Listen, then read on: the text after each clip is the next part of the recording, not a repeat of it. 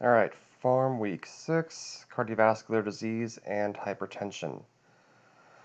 So we got ourselves some cholesterol. Cholesterol is actually really important for a lot of different processes. It's important for, of course, the biphospholipid layer or bi phospholipid bilayer of cell membranes and the organelles inside. It's important for hormone synthesis. LDLs are required for creation of bile salts or bile.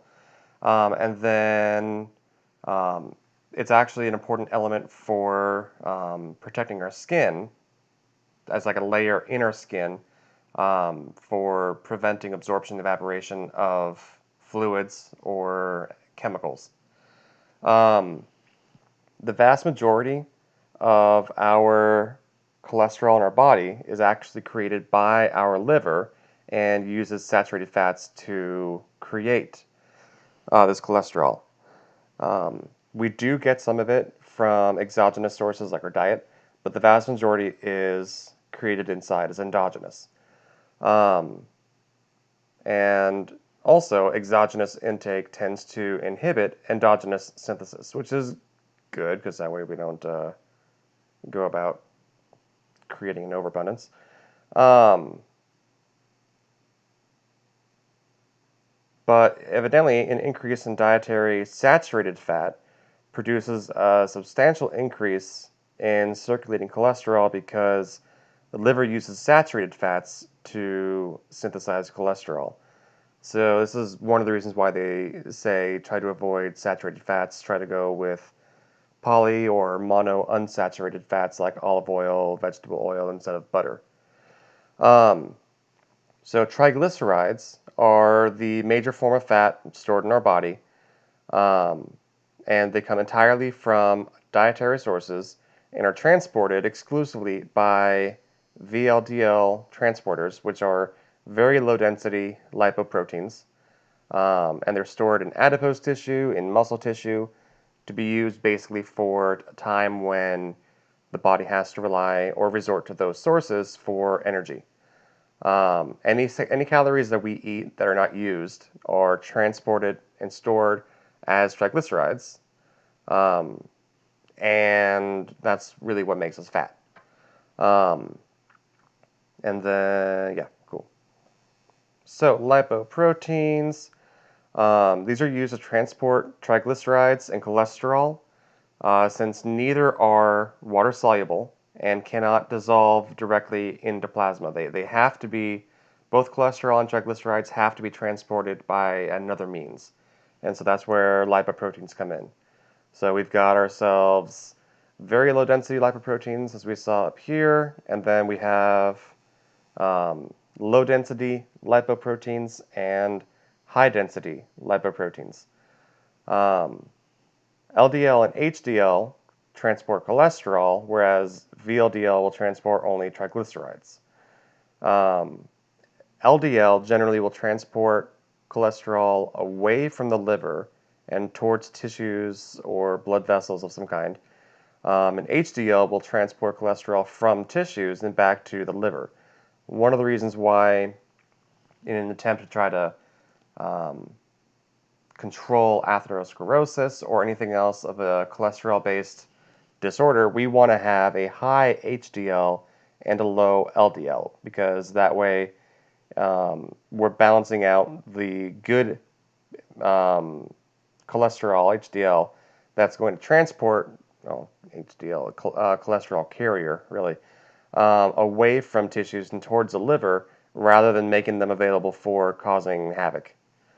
Um, and the reason why they're called HDL and LDL is because lipoproteins have a, with low density, is going to have a higher proportion of fats, whereas HDL is going to have a higher proportion of proteins, hence the lipoproteins, lipid protein.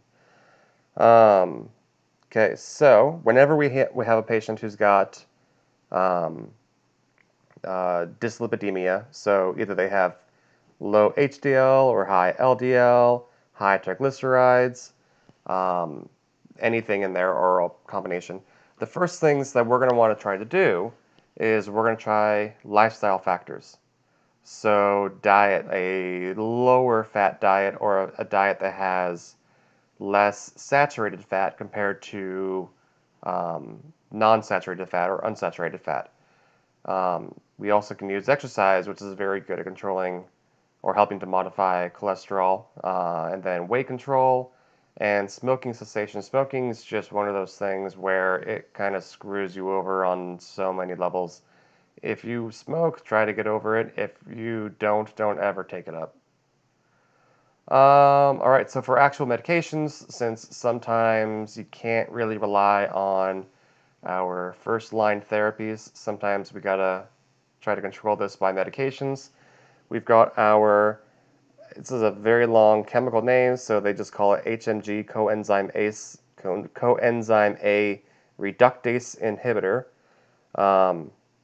These also go by the name statins, since all of the medications, drugs in this class end in the word statin. Um, so most cholesterol is synthesized in the liver, by the liver, and then HMG coenzyme A reductase is an enzyme that plays a critical role in that synthesis. So if we limit the ability for the liver to produce cholesterol using HMG coenzyme A reductase, then what we're going to do is we're going to put the liver in a position where it has to create cholesterol via another process. So it's going to pull in LDL molecules by putting out extra, like way extra numbers of receptors that kind of attract LDL molecules on the outside of hepatocytes, and they're going to pull those LDL molecules inside and go down like the secondary pathway towards creating cholesterol. And in doing so, it's going to reduce the number of free-floating LDL molecules out in the blood. So this is going to be the most effective class of cholesterol medications for decreasing LDL and total cholesterol. It also can increase HDL and decrease triglycerides in some patients, but that's not really the point for why they take this. That's just like a, hey, it happens to be you. You won the lottery. It also can do some improvements to the vessel structure and functioning, including stabilizing atherosclerotic plaques. I don't know why. I tried looking it up. I don't know. So we're going to be using this to decrease the risks of heart failure also, MI, and sudden death, because by promoting atherosclerotic plaque stability, we're reducing the chances of going into an MI, having sudden death from MI or stroke, as well as the improvements to the vessel structure will help to improve the quality of patients with heart failure. Okay, so these inhibitors, statins, they work in the liver, which I believe from how the textbook says it is what makes it such a dramatic first pass effect on these medications, is because they work so quickly on the liver when they go through the liver that the liver leaves very few remaining to kind of go through and go straight into circulation. But that's okay because these are working and meant to be working on the liver. And then their excretions primarily through bile because, we're working in the liver. Most adverse drug effects are very mild if they have them at all. So like the headache, rash, some GI issues. Hepatotoxicity is very rare, like 0.5 to 2% of all patients who are given statins for a year or more. But what we'll do is we'll check liver function tests on a regular basis just to make sure that if it is that person, then we'll catch it early on. And then 5 to 10% of patients also would develop mild rhabdomyolysis, not the kind that sends you to the emergency room, it sounds like. Just have some aches, some weakness, rarely fatal. No. you probably actually would go to the emergency room. I don't know. I've had rhabdo localized, so I just don't know how bad they're talking about here. Um, Not every time is an emergency. So drug interactions, anytime that we have a statin mixed with another lipid-lowering agent, then it increases statin adverse side effects. So you have that much more of a risk of some rhabdo or some hepatotoxicity, or more likely your less severe significant adverse side effects. And then any drugs that inhibit this part of the P450 cytochrome system can also raise statin levels. So that'd be macrolides, antifungals, HIV meds. We will never want to give this to patients who are pregnant because they've shown that it will potentially kill the mother and her baby. Nor patients who have severe liver disease because this is working specifically in the liver. Um, so our prototype medication is atorvastatin or Lipitor. I'm sure we've all seen plenty of little commercials for this. When we are educating our patients on this, we also want to promote healthy lifestyle changes. So we want to talk about diet, exercise, controlling weight, smoking cessation. We also want to take this or talk to them about taking this medication in the evening with dinner because most of our hepatic cholesterol synthesis is occurring at night. So we don't want to give it during the day in the morning when really it's going to go through the liver and cause very little effect because that's not when the liver's synthesizing cholesterol. Um, and then because of the contraindication of taking it while pregnant, tell them if you want to become pregnant, let us know. And we'll help you figure out how to stop taking the medication.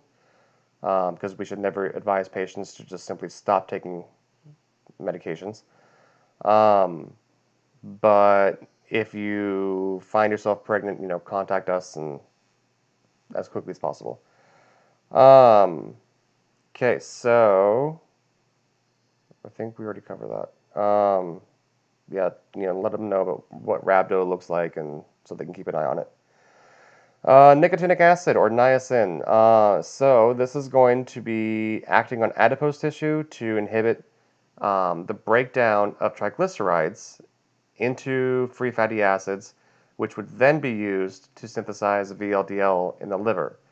And with that increase in VLDL, there will also be an increase um, in LDL. But if we go about um, blocking the synthesis of VLDLs, then we'll have a reduction in LDL as well. So this is going to be helpful towards reducing LDL and triglycerides, and it'll also increase HDL better than any other drug.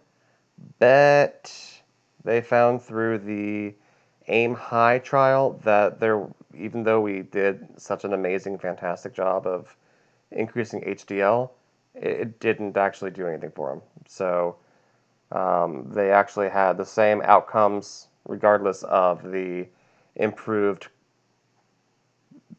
laboratory findings. Um, so yeah. So some adverse effects that we can have with nicotinic acid. We've got facial flushing. This is going to happen on almost all patients. They'll also have pruritus, so like itchy and redness. And I think we give aspirin to try to help with that. We'll get to that.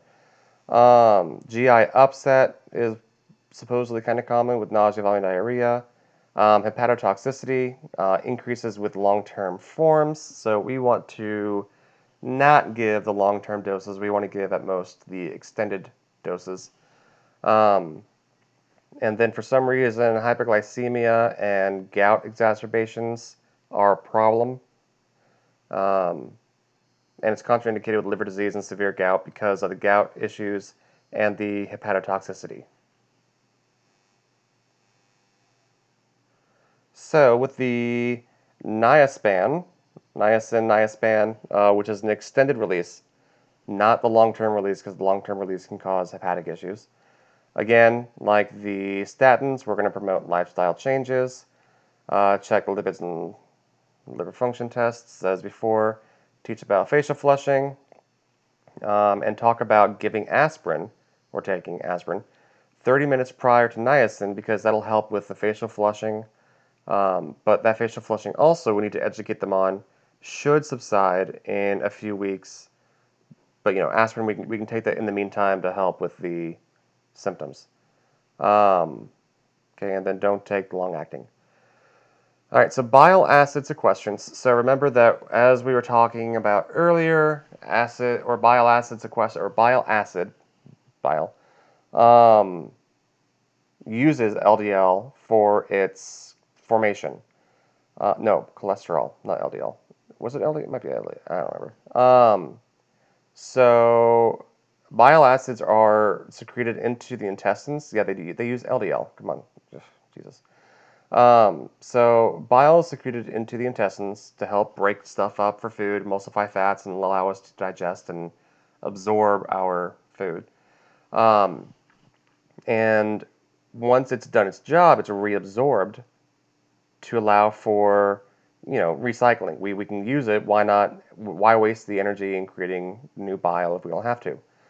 So instead, what bile acid sequestrants do is they bind to the bile acid that's in the intestines and prevents it from being able to be reabsorbed, forcing the liver to create more bile acid.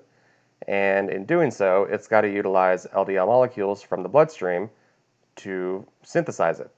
So we are left with fewer LDL molecules in the blood, and we're looking at having better cholesterol profiles. So intakes from plasma cells, increased number of receptors. Normally, we're going to be using this with statins. It works well on its own, but bile acid sequestrants, I don't believe, are the first line. I don't know. I don't know as much about that. We can also use it for hyperglycemia, but they aren't really sure how that works yet. They just noticed that people who are diabetic and also have dyslipidemia, when they take bile acid sequestrants, for whatever reason, their blood sugar is better controlled. So we see here, liver creates the bile, goes into here, the little gallbladder comes down through the pancreas. I don't know the pancreas anywhere. Normally would go through, do their work, and then get reabsorbed. But with the bile acid sequestrants, they get bound to them after they do their job, and they go through and get excreted.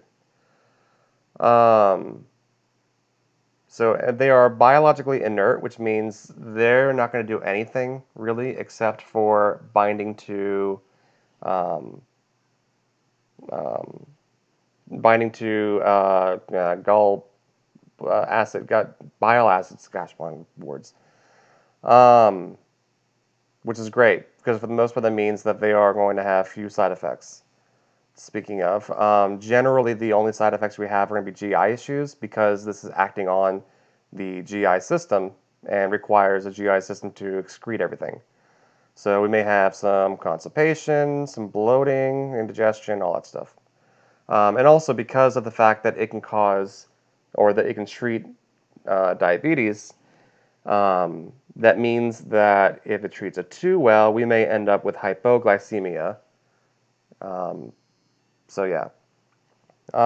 So it can also bind to some drugs, thiazides, digoxin, and warfarin, some antibiotics. So what we're going to want to do is we're going to want to take these drugs 1 hour before or 4 hours after taking colesevelam, which is the medication we'll call, or colesevelam. That one's right there too. So take 1 hour before or 4 hours after these medications, because otherwise they will likely have, they'll be limiting their absorption. So kind of the same stuff. Colesevelam comes in either a powder or a tablet. Both should be taken with food and water, and then the powder itself can be mixed with a water or fruit juice. I give up. Fibric acid or fibric acid derivatives. These are going to include gemfibrozil, and fenofibrate. I've seen fenofibrate before in a hospital, but I did not know at the time what it was. The mechanism of action is complicated, and it seems like a really, really, really um, like us me level definition of it, because I can't figure this out either. Fibrates seem to stimulate specific receptors that increase the synthesis of and decrease the inhibition of enzymes that accelerate the clearance of VLDLs. So stimulating those receptors um, seems to get rid of. I'm having a hard time reading this. Right, so by going and creating more of those enzymes and inhibiting the inhibition, blocking the inhibition of those enzymes, allows for more VLDL to be destroyed in the body and excreted, which means that more LDL will also be excreted. Stimulation of those also has increased. Stimulation of these receptors also increases production of lipoproteins that facilitate HDL formation. So it's a complicated kind of mechanism. I do my best to make it as understandable as possible. Um, Seems to do pretty good, but there doesn't seem to really be much in the way of evidence of decreased cardiovascular risks or mortality, which means it may do a good job, similar to not bile acids, questions, fibric acid, no, niacin, um, in taking the labs down to better values, but it doesn't have any benefit really in cardiovascular risks or mortality. There's also a chance for increased bleeding with warfarin, rhabdomyolysis with statins, so be careful taking those two meds. It's way down there on priority of taking it. Okay, antihypertensives. So we got ourselves some diuretics, RAS inhibitors, vasodilators, beta blockers, calcium channel blockers. These are all great meds towards controlling hypertension. And hypertension is a very serious condition that we want to treat as early as possible. Granted, they meet certain criteria. Because otherwise we could be looking at issues with myocardial infarctions, heart failure, angina, kidney disease, stroke, and have it all just kind of land on our laps without us being aware of it, and it's too late to prevent much of the damage because it all kind of very silently and slowly crept up on us before it was too late. So some of the lifestyle modifications that we can consider using, which will have really we want to go and promote these, but they'll also have probably a pretty limited effect. Sodium restriction, which seems to be also limited in how long it will remain effective. The DASH eating plan, alcohol restriction, aerobic exercise, and of course, as always, smoking cessation. So blood pressure control. Blood pressure is controlled by the sympathetic nervous system via baroreceptors in the, I want to say, carotids and the aortic arch, the RAS system, and the renal system. So, another picture from the book. What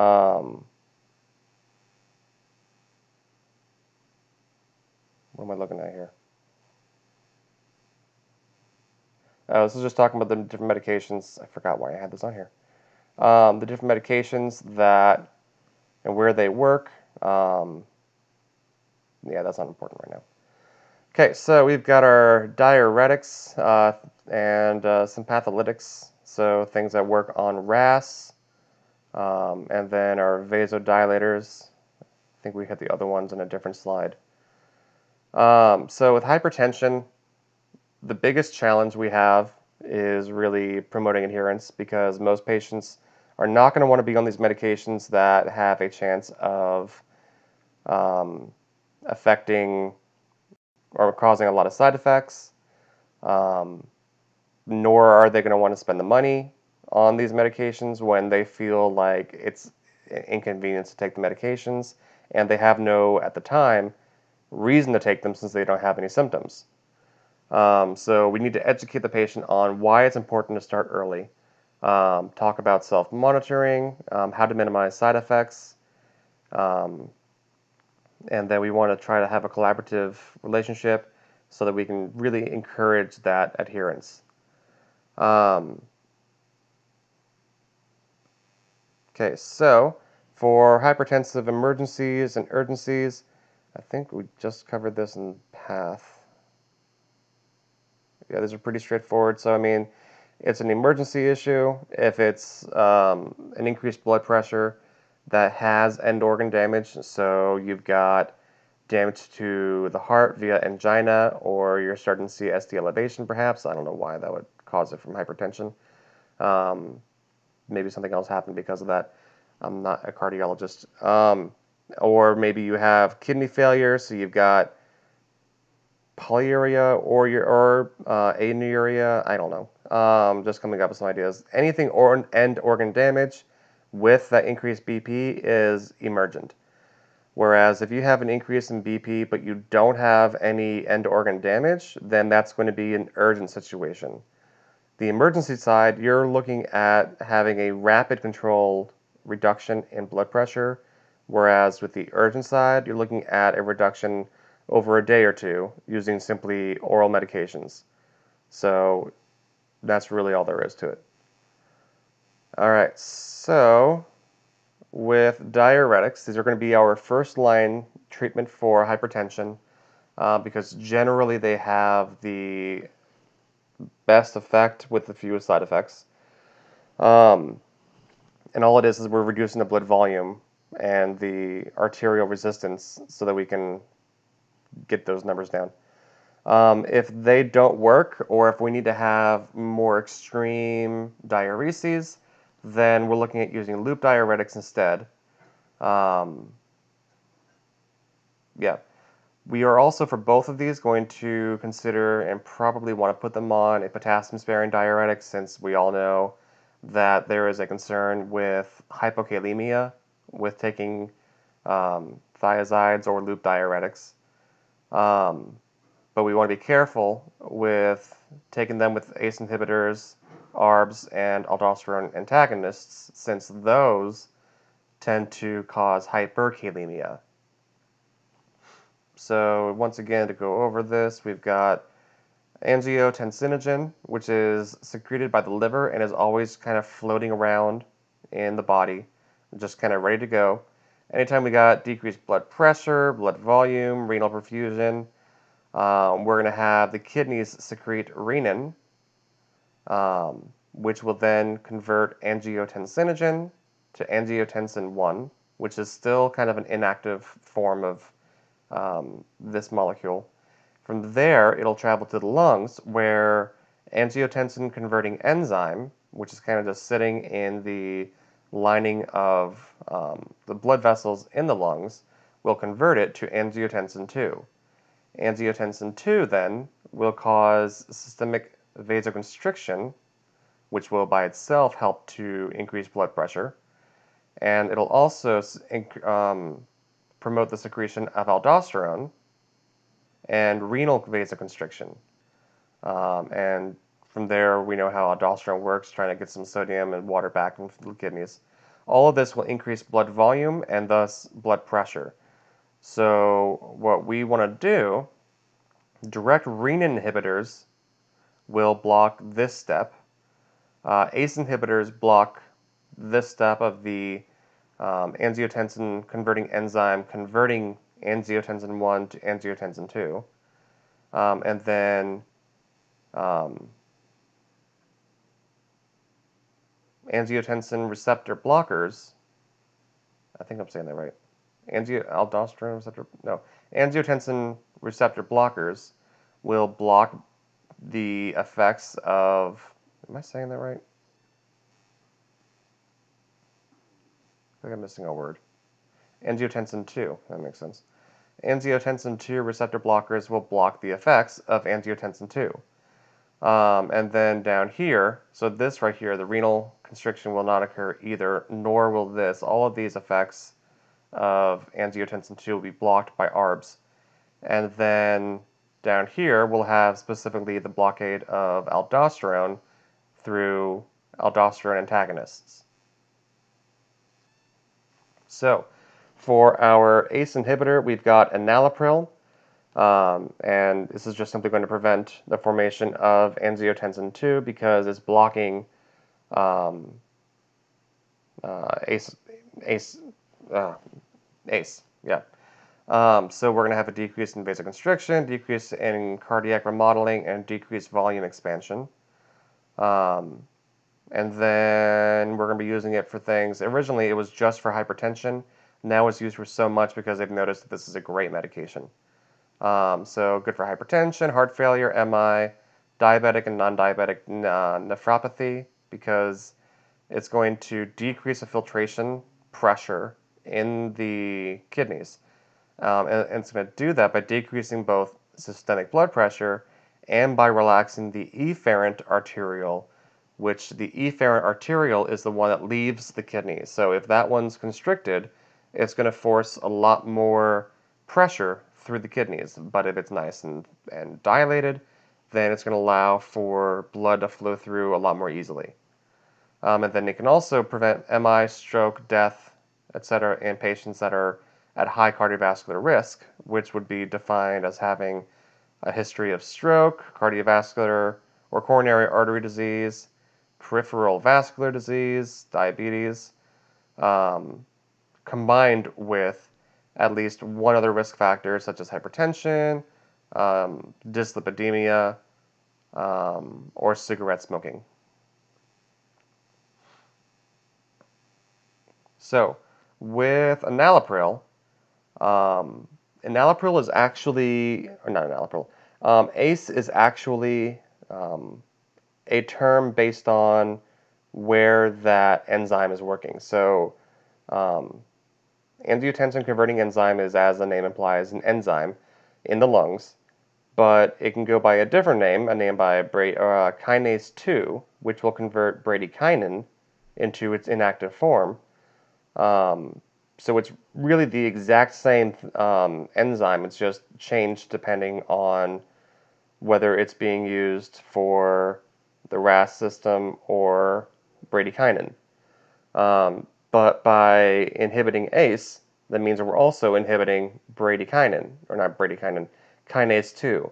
And with that comes, so not only are we inhibiting angiotensin 1 from being converted to angiotensin 2 for the purpose of controlling blood pressure, but bradykinin also can't be converted to its inactive form via kinase 2.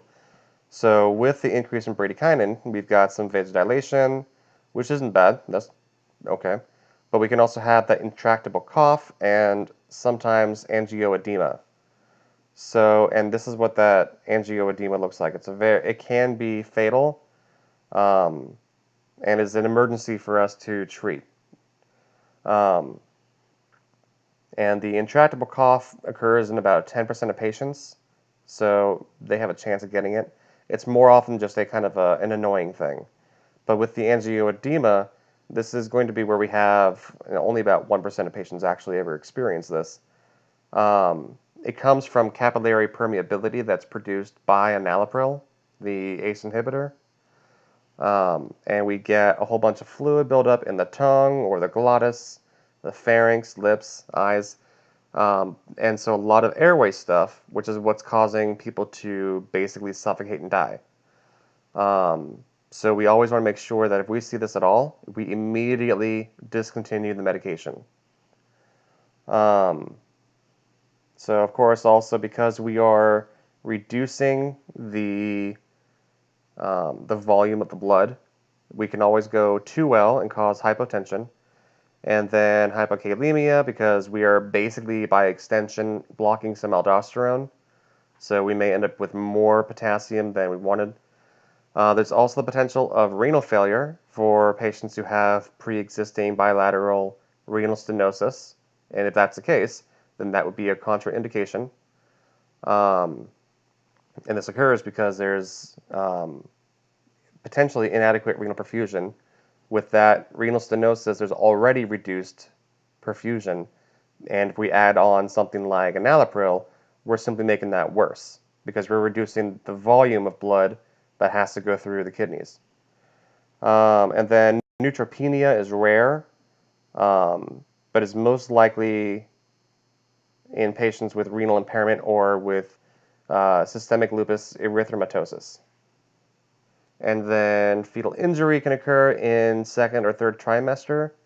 It can lead to a lot of nasty results like hypotension, hyperkalemia, skull hypoplasia, anuria, renal failure, death.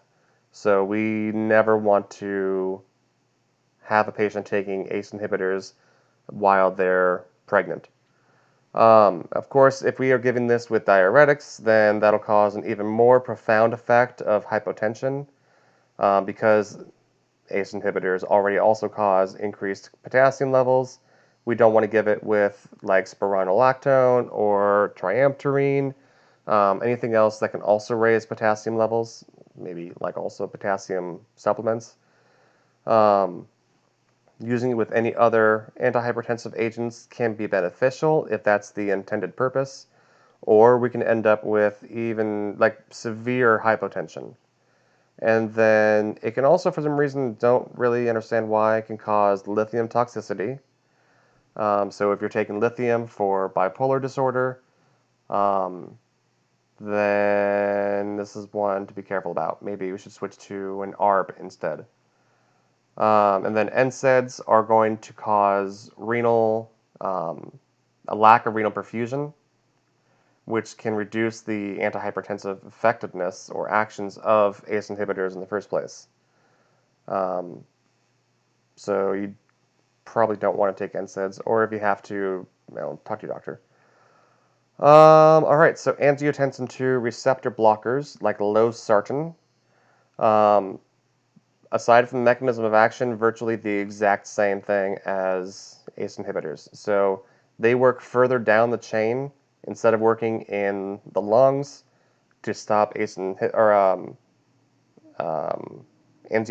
converting enzyme. They instead prevent angiotensin II from doing what it wants to do. So again, we got decreased vasoconstriction, decreased cardiac remodeling, decreased volume expansion, so we're going to be urinating more of it out. And yeah, same therapeutic uses.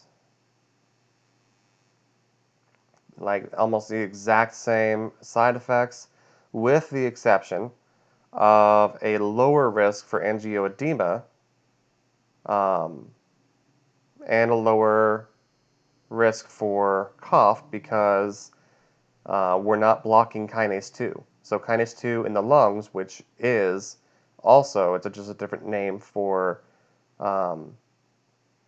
angiotensin converting enzyme, we're not blocking kinase 2, so all of those kinase 2 related issues are no longer issues. And then hyperkalemia, luckily, is also a lower risk for ARBs compared to ACE inhibitors. Same general drug interactions as the other one. So, all right, now we've got our aldosterone antagonist, eplerenone. This is similar in a lot of ways to spironolactone, same class. Don't know why it's not mentioned here, but I guess it may not be used for hypertension. Maybe it's only used for heart failure. I don't know. Or fluid control, or potassium control, really. So, same idea, it blocks aldosterone receptors in the distal convoluted tubule and collecting duct, used for hypertension and heart failure. Come on, freaking pen. Or for potassium retention, or to lower volume expansion. It is more selective than spironolactone, which means it also has fewer side effects. The main side effect, as with spironolactone, aside from like the other endocrine-based ones like gynecomastia, is hyperkalemia. So that's the main one for us to be concerned about with eplerenone. Um, and then for drug interactions, anything that inhibits this part of the P450 cytochrome system will increase eplerenone levels. And there are both weak inhibitors and strong inhibitors of CYP3A4. Um, so weak inhibitors can double the eplerenone levels, so like erythromycin, verapamil, fluconazole, whereas strong inhibitors can actually increase eplerenone levels fivefold, such as ketoconazole and I can't read that one. Another fungal medication. We also want to be careful, of course, giving this with any drugs that can raise potassium levels because the main adverse effect is hyperkalemia. We're blocking aldosterone, and aldosterone, part of its purpose is to replenish potassium. And then again, not sure why we can cause lithium toxicity. Um, we'll just have to measure it frequently. Okay. Did I miss anything on the side here? No, got that, got that. Cool. All right, so now vasodilators. Anytime that we dilate the resistance vessels or arteries, we are going to be decreasing afterload. So all of the pressure we have for our systemic blood pressure, or not systemic, systolic blood pressure, comes from basically how much give do the arteries have when the heart contracts. So if it has arteries that are more dilated and they're flexible, then we're going to reduce blood pressure a lot. And conversely, if they're kind of thick and stenotic, then as the heart beats, it's going to cause a lot of pressure because it takes a lot more force to push the blood through those blood vessels. On the other side, our capacitance vessels, which is like capacitance, because that's where about 2/3 of our blood actually resides, is in our veins. Um, this is going to reduce the force of blood return or preload. So as we increase the volume of the venous side, we're going to be allowing blood to kind of sit in the venous side for a longer period of time, reducing how much preload or how much volume we put into the heart to be pumped out on the next beat. So hydralazine is our main medication here. This one, along with minoxidil, I think it is, which is not really used as often. It's more for trying to fix balding hair nowadays. So hydralazine is a selective dilator of arterioles. It can come either in IV or PO form, with PO form being 45 minutes and IV being 10 minutes. The idea here is that we want to try to decrease peripheral resistance, decrease cardiac afterload, increase, and yeah, those two guys. Heart rate and myocardial contractility will also go up as a reflexive thing, but hopefully it won't cause reflexive hypertension. And acetylation is interesting here in that some medications like hydralazine undergo what's called acetylation as a form of metabolism. And certain people, everyone's an acetylizer on a spectrum. Some are stronger acetylizers or not quicker acetylizers. Some are slower acetylizers. And the slower you are, the longer the medication stays in the body and the stronger the overall effect. So, we want to be careful if we notice a patient is a slow acetylizer. I haven't the foggiest idea how you would identify them. But if you happen to find a way to identify them, be careful giving too much of this medication to them. So we're going to be using this for hypertension, hypertensive crisis, because it works really well for reducing blood pressure, but we want to give them in incremental doses to make sure we don't send them into cardiovascular shock. And then heart failure, it can be used short term because overall the body can become very tolerant of hydralazine over the long term and lead to just not having any reaction. So for adverse effects, sometimes we can get ourselves some reflex tachycardia. So if that's the case, add a beta blocker. Sometimes it promotes the body to retain more fluid, more blood volume. If that's the case, add a diuretic. It can also cause systemic lupus erythematosus syndrome, where the patient then has muscle pain, joint pain, fever, nephritis, pericarditis, anti-nuclear bodies. And this occurs more often in those who are slow acetalizers. So if we notice it, just discontinue hydralazine immediately. Unfortunately, the signs and symptoms can take up to 6 months to actually resolve. And sometimes there are some rheumatoid signs or symptoms that actually will persist then for years. They can also experience headache, dizziness, weakness, fatigue. We want to be careful giving this medication with other antihypertensives, since of course that can cause a double effect, and suddenly now they're hypotensive. And then, as we just saw, beta blockers and diuretics can cause a decrease in adverse effects. So that is our direct-acting vasodilator, and this is going to be our indirect-acting vasodilator, clonidine, not to be confused with clonopine, which is a antipsychotic, or was that an anti-seizure? I can't remember. So with this guy here, this is going to be selective action or activation of alpha-2 receptors. I had to look it up. And then alpha-2 is important for basically inhibiting SNS outflow, which I totally thought was backwards. Alpha-1 is important for vasoconstriction, whereas alpha-2 is important for lowering blood pressure by decreasing any SNS activation of the vessels in the heart. So this can come in the way of PO and transdermal. I don't know how you would use transdermal. It's interesting. Decreases peripheral resistance and heart rate and cardiac output. It's used for hypertension.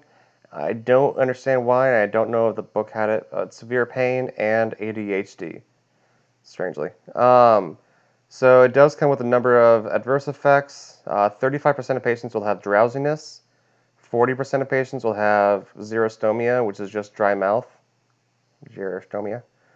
And then maybe some will have a little bit of orthostatic hypertension. And then rarely they can have rebound hypertension, and some will have constipation. Of course, we can give it with other antihypertensives if the patient's doing that badly, but that can also send them into severe hypotension. We also want to be careful about giving it with any other meds that cause bradycardia or CNS depression.